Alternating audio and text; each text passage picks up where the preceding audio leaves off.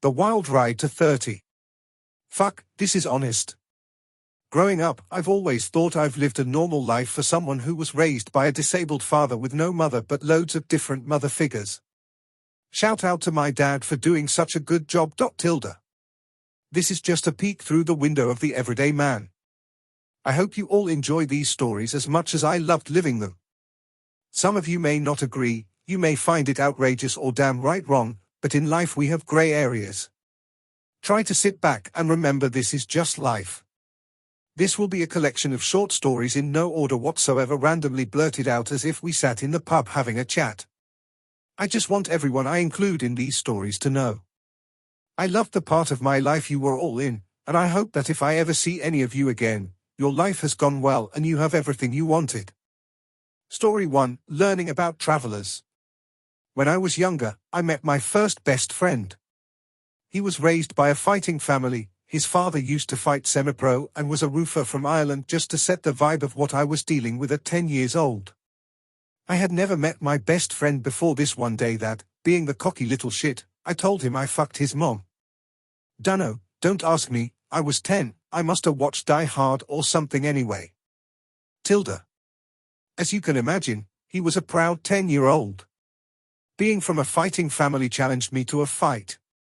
I had only ever been in one physical fight in my life prior to this, so I agreed, not really understanding what was going to happen. Well, needless to say, he punched me in the head, and that was that. He won the fight. Now the cool thing is he then put his hand out to me, picked me up. I was taught after the fight that the fight is done and the problem is solved. After that, the rest is history. Me and him were best friends all the way up until we were at least 18. He will be the subject of many more stories. Story 2, the run-up to my GCSE and the changing of our lives forever. My granddad, even though I no longer really know him, saved me and my best friend's life.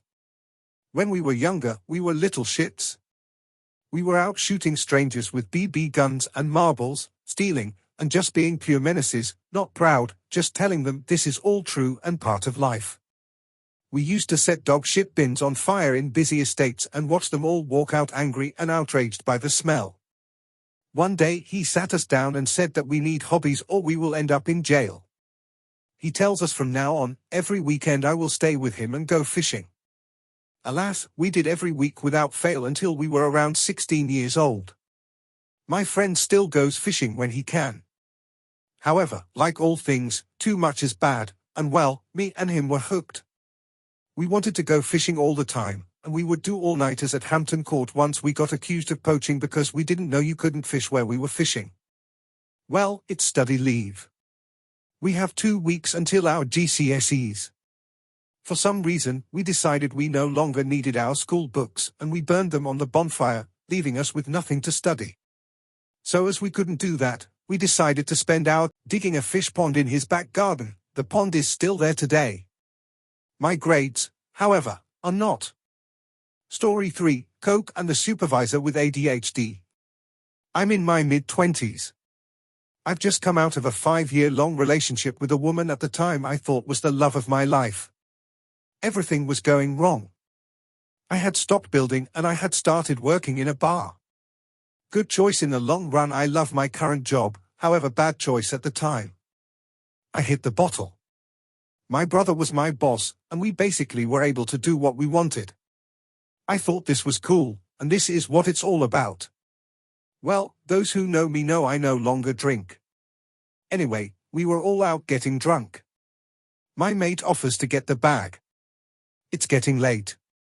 I'm like, if I do this, I've got to stay at someone's house. I have work at 10 a.m. Not only did I have work at 10 a.m., it was rugby at work, and the shift was 16 hours long. The supervisor at the time says you can stay at mine. I don't think much of it and say, fuck it, let's do it. Get on it. We were at his house in his room, and he offered me his bed while he took the floor. I think to myself, legend won't say no. He starts talking. I try to be polite. I'm at his house. It's been an hour. I'm trying to sleep. It's like 4 a.m., and he's still talking. I ask him, hey man, I'm really sorry, but I need to sleep. Can we please carry on this convo in the morning? He's like, do you mind if I just keep talking to you while you sleep? I'm like, it's weird, but sure, I won't reply though. I wake up at 9 a.m. dry, feeling rough as fuck coming down, and just all around thinking last night was a bad idea and I'm going to die. Someone get me a Powerade. All of this happens in the split second I open my eyes. He is still fucking talking and hasn't slept all night but actually just continued to talk to me asleep. I went to work that day, took top sales, and was a beast. He called in sick. Story 4. Being caught by your boss having sex on site. I don't want to come across as old, but the last 10 years have seen a lot of change in what's okay and not okay. I've seen words go from being fine to being the most offensive thing I can think of. In my mid-20s again. When the Lions games are on, they tend to be on pretty early, like 10 a.m., so we used to get put on these split shifts like 8 to 12:15 CL sort of thing. So in the split shifts we would go home well. I lived over an hour and a half away. So I would stay at work in our staff room, where we had a sofa. Well, my girlfriend at the time also worked with me and decided to stay with me. Well, being the stud I managed to get her to agree to have sex with me at work on the sofa anyway. We were doing our thing when, out of nowhere, my boss opened the door. We all freeze, look at each other, and he makes a loud chicken noise, "Bakak." Shuts the door. I tried to carry on, but she wasn't having any of it. It was very awkward for the rest of the day, but nothing has ever been said or happened due to it. But not many people can say their boss opens the door, makes chicken noises, and lets you carry on. South London pubs are just built differently. Story 5. The night Jesus got stabbed. Not all of the stories in here are funny, some are very real and challenges we fight as a young man trying to find our place in the world. We had found a place we all enjoyed drinking in as young adults called Edwards. Edwards was our hub for a year or two. We were there every Tuesday for two Tuesdays. Cheap drinks, not much money, perfect combo. No hats allowed. We had never really had any issues before in there with other groups until this day my friend with schizophrenia bumps into the wrong person. A fight breaks out. The bouncers are on it and break it up very fast. As the aggressors get kicked out, we keep drinking in Edwards till close, and at this point my friend storms off and doesn't want to know any of us. We're just like, well, let's just shadow him and make sure he's okay being good friends. We were walking down Wimbledon High Street. At this point, the group of people from earlier jumped out of nowhere and started attacking him. At this point, I'm with about 15 people, so I'm like, come, let's go and help. Well, at least 10 of them ran away, leaving me and my 2 brothers to jump in and try to fight 10 or more people. We didn't think we were going to win, but for every punch we took is one less he took during this conflict. Out of nowhere, my friend gets stabbed with a broken bottle. Another takes a glass to the face, leaving life-lasting scars. The police show up, don't chase them and arrest us. We were all shouting he's been stabbed. It took them about 10 minutes to listen to us and get him the help he needed. We got off, and he got a big payout because they caught the guy who stabbed him.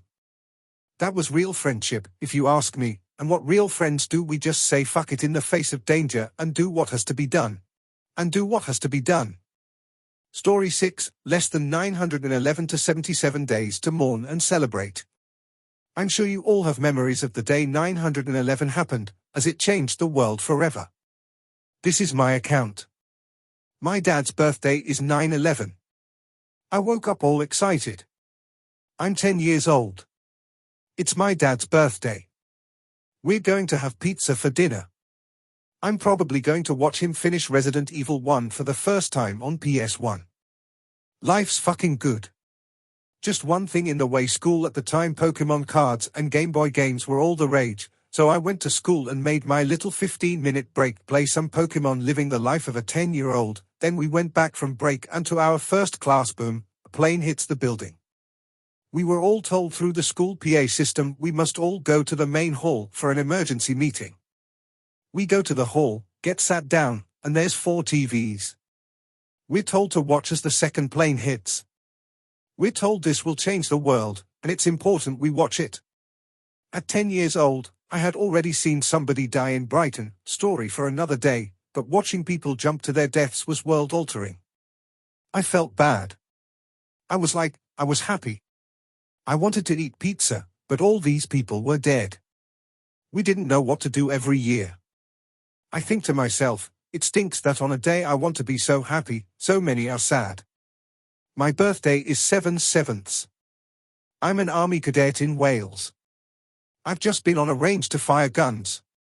It's very cool at 15 years old. I'm away for my birthday for the first time in life, it's a big deal. We all got back to the officers and were told everyone right now must call their parents and make sure they are okay. That's all we were told, nothing else. We all ring our mom and dad to make sure they are okay. Turns out one of the boys' moms works in a local hospital near one of the sites and was the first responder and saved many lives. Our dads are okay. They say there were loads of train bombings, a bus exploded, and loads of people lost their lives.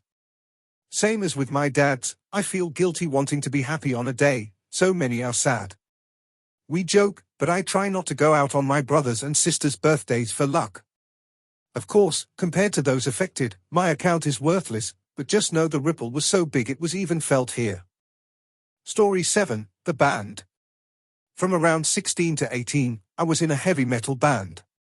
I started as the bass player even though I couldn't play bass. Luckily, one of my brothers was nice enough to teach me the basics, and we just taught me enough to get by. Still pretty bad, lol.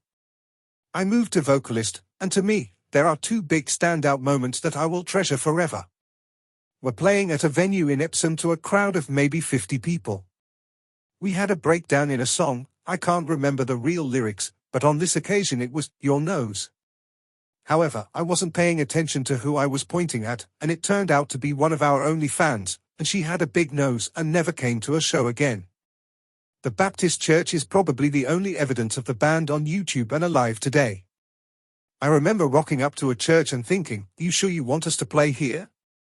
Have you heard our songs before?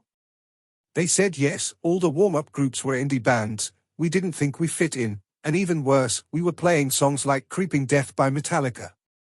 Out of nowhere, all the rooms turn red, they light up the cross, and the room, as I remember it, and I'm sure it's with glazed eyes, was awesome. Something I will never forget. Story 8, Tower of Death. Well, it's been pretty deep for a little while now, so a quick light story just for giggles. Me and my best friend once convinced his little brother that a water tower had a man living in it with a death ray and that he burns naughty boys to death, and he had just been told off by his mom for being naughty, and even if it seems cruel now at the time, it was the funniest thing ever. Story 9, The Three Wise Men, the man who bathed in a river, the man who lived in a mushroom, the pisshead. My dad had me at 22, so when I was 10, he was only my age now, crazy to think. Getting back to the point, some of his friends were still going through it, however, two of these three men I owe a lot to, as they were there for me and my dad when he needed them the most. I was around 6 or 7 at this time of my life. The man who bathed in the river as a kid used to smell like weed, and every time we walked past, my dad would say it was the man who bathed in the river.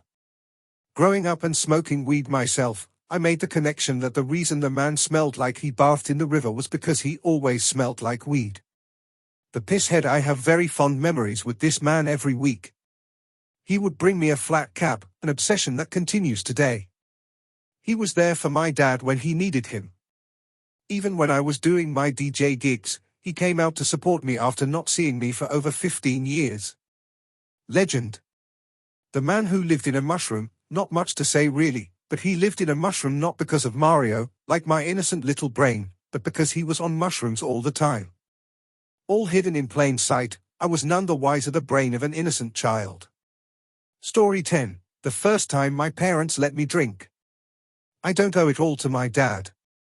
My stepmom did a lot for me to help me learn to read, write, and spell and ensured I went to school every day. Sure, some of the methods I don't agree with, but one thing is for sure, she cared. We were at a family party. The deal was I had to go home and babysit my brother and sister, but I could have a beer. My parents' friends thought it would be funny to get me drunk and feed me beer, and that they did. I can go home. We had bunk beds. I slept on the top, however, my little brother was asleep in the bottom, and my dumbass threw up all over his bed and made him sleep in it.